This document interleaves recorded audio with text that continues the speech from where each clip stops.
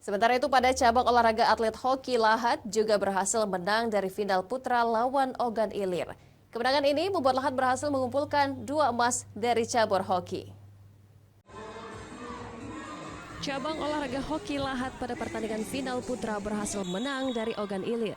Dikatakan Ahmad Subardi, ketua cabur hoki Lahat.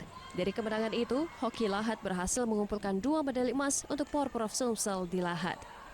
Pihaknya sudah menang pada hoki mix dan putra, dan sisa 1 pertandingan lagi pada hoki indoor. Sebagai tuan rumah, hoki Lahat menargetkan mendapat 3 medali emas dan memberikan yang terbaik bagi Lahat. Emas dan dapat juara untuk Lahat ini, Pak.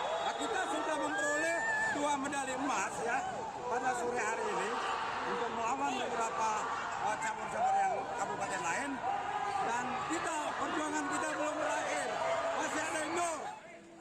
Tak mau berlebihan, Subardi mengaku akan terus mengevaluasi pasukannya yang memang sudah digadang-gadang menguasai pertandingan sejak lama. Bardi mengaku perolehan saat ini terus ditingkatkan sehingga tim hoki Lahat mampu bersaing di tingkat yang lebih besar. Dari Lahat, Sumatera Selatan, Bala Putra, iNews melaporkan.